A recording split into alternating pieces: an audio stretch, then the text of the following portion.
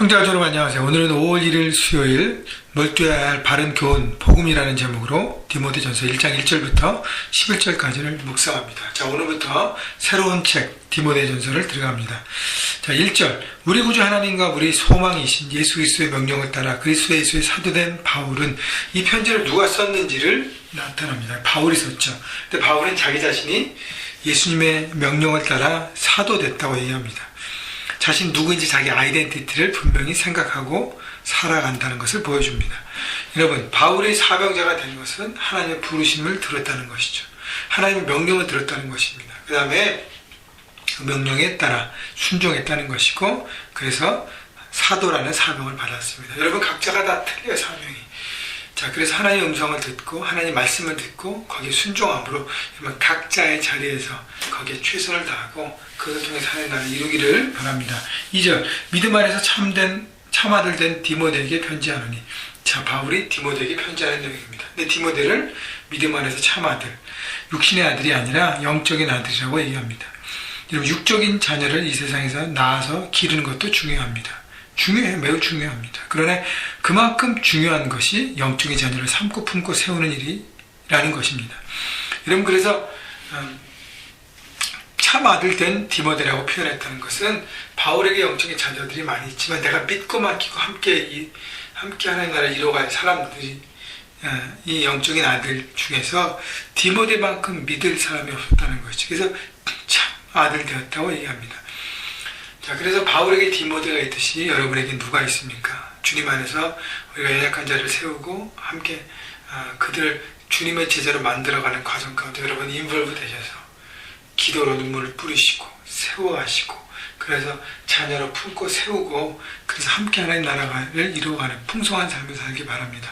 자, 이런 디모데에게 바울이 먼저 축복합니다. 하나님 아버지와 그리스도 예수 우리 주께로부터 은혜와 긍휼과 평강이 내게 있을지어다. 자, 은혜와 긍휼과 평강. 디모데의 삶이 하나님의 은혜를 경험하고 하나님의 긍휼 안에 있고 하나님의 참 평강을 누리기를 기도했다는 것이죠. 자, 그것은 우리가 자녀들에게 줄 수 있는 가장 축복이고 우리가 그리스도 안에 있는 형제자매들에게 줄 수 있는 가장 큰 축복입니다. 하나님의 은혜 안에 살아가는 것. 자기의 능력과 자기의 지혜와 자기의 힘이 아니라 하나님의 은혜 안에 살 때, 하나님의 가이드와 케어 안에 있을 때가 가장 최선의 삶이기 때문인 것입니다. 3절. 내가 마게도냐로 갈 때 너를 권하여 에베소에 머물러 한 것은 어떤 사람들을 명하여 다른 교훈을 가르치지 말며. 자, 이 편지를 쓴 이유에 대해서 얘기합니다. 3차 전도여행 때 에베소에 머물러 있던 바울과 그 목회팀들이, 선교팀들이 이제 마게도냐를 떠나는데 그때 디모데만은 남겨둡니다. 그 이유는 그 안에 다른 교훈들이 자꾸 들어온다는 것이죠. 다른 교훈은 뭐냐? 4절. 신화와 끝없는 족복에 몰두하지 말게 하려 함이라. 이런 것은 믿음 안에서 하나님의 경륜을 이름보다 도리어 변론을 내는 것이라.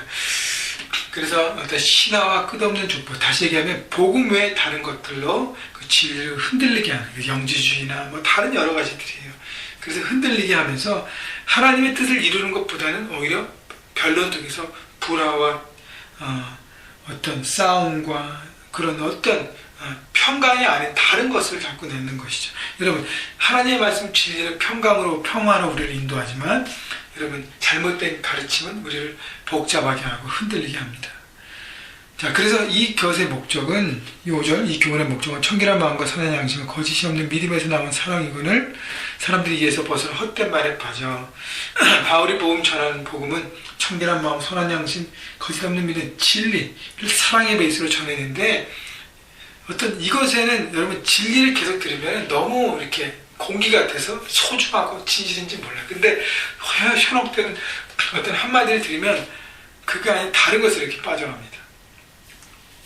그래서 사람들이 이에 벗어 헛된 말에 빠져서 7절. 율법의 선생이 되려 하나 자기 말하는 것이나 자기 확증하는 것도 깨닫지 못하는도다. 자기가 지금 어떤 잘못된 길로 갔는지 깨닫지 못하면서 복음 외에 다른 것 때문에 흔들리고 있다는 것이죠.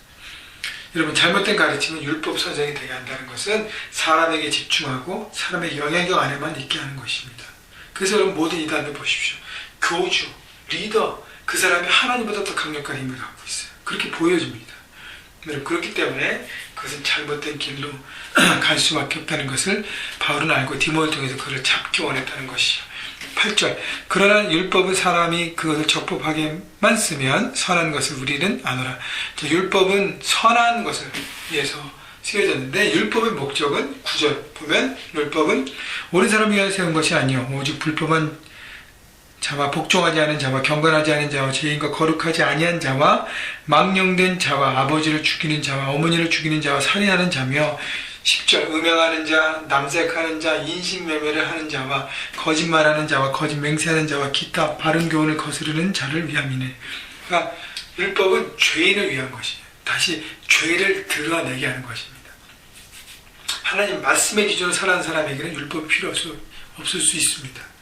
왜냐하면 그렇게 안 해도 그 안에 뜻까지 살기 때문에. 그러나 잘못된 길로 가는 사람들이 깨닫게 하지 않는 것이 바로 율법의 목적이라는 것이죠. 11절 이 교훈은 내게 맡기신 바 복되신 하나님의 영광이 복음은 따름이니라. 그래서 율법은 결국 복음은 하나님의 영광을 위하여 되어졌다는 것입니다. 그렇기 때문에 여러분 진리는요 하나님 앞에 영광을 돌리고 하나님 앞에 집중합니다. 사람이 드러나지 않습니다. 그렇기 때문에 여러분 하나님 말씀을 들으면서 그 진리를 따라가면서 우리가 드러낸 것이 아니라 하나님, 우리 안에 하나님이 드러날 때 우리는 진리를 따르는 자가 되고 진리에 순종하는 자가 되고 진리를 통해서 하나님의 뜻을 이루는 자가 됩니다. 여러분 중요한 것은 믿음의 기초입니다. 나의 기초를 우리 매일매일 말씀 묵상을 통해서 항상 점검하고 흔들리지 않고 이 기초 안에 온전히 서가서 여러분 이 기초를 통해서 귀한 열매를 많이 맺고 흔들리지 않는 복음의 사람으로 살아가는 여러분 모두가 되시기를 주님의 이름으로 축복합니다.